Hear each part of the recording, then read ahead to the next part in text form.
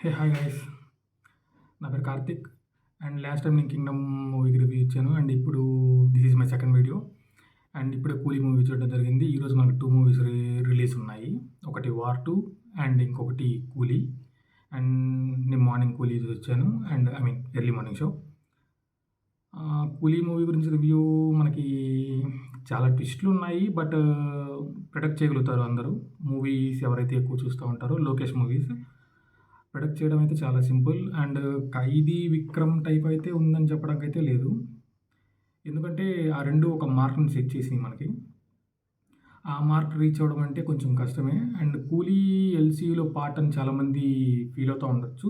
ఇది నాకు తెలిసి బ్రేక్ చేసినట్టేం కాదు. అండ్ ఎవరన్నా ఎగ్జైట్ ఫీల్ అయ్యే వాళ్ళకి ఇది లైక్ ఎట్లా చెప్పాలంటే రివీల్ చేసినట్టయితే కాదు. ఇది ఎల్‌సీయూలో పార్ట్ అయితే కాదు. అది డైరెక్టర్ చెప్పారు.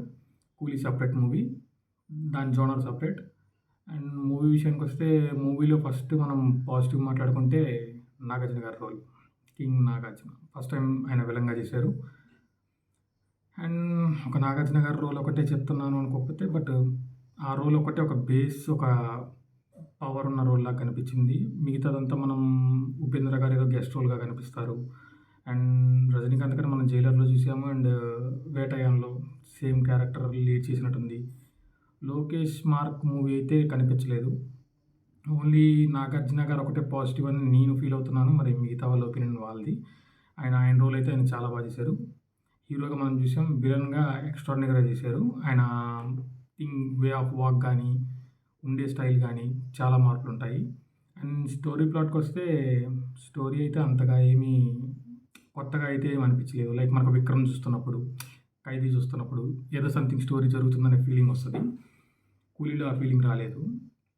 అండ్ మెయిన్ ఇక్కడ కాస్టింగ్ ఎందుకు అంత హై తీసుకున్నారో అర్థం కాలేదు. ఉపేంద్ర గారిని గానీ, లైక్ రజనీకాంత్ గారు.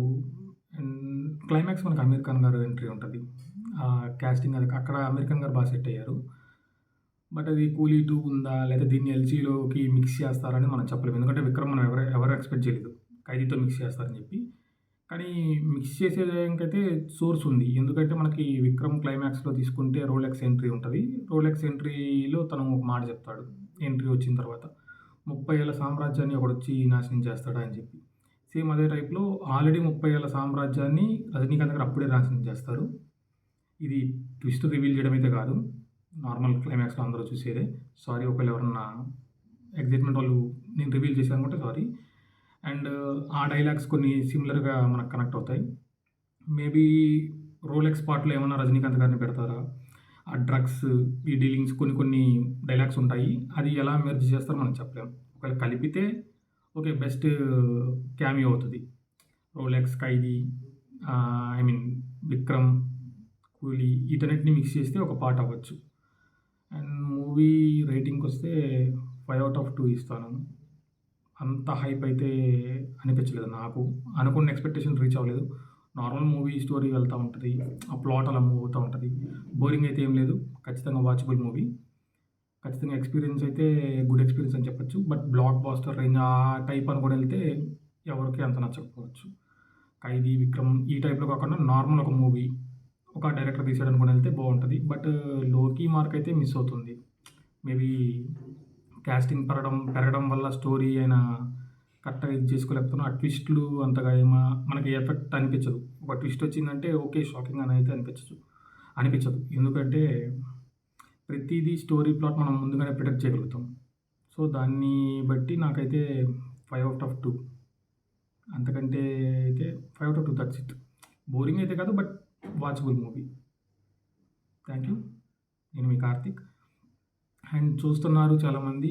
లైక్, సబ్స్క్రైబ్ చేస్తే నాకు కొంచెం రీచ్ వస్తది. అండ్ చెప్పేది కూడా ఎక్కువ మందికి రీచ్ అవుతది. Genuine content. ఎవరో ఏదో చెప్పిచ్చే టైప్ అయితే మనం చెప్పము.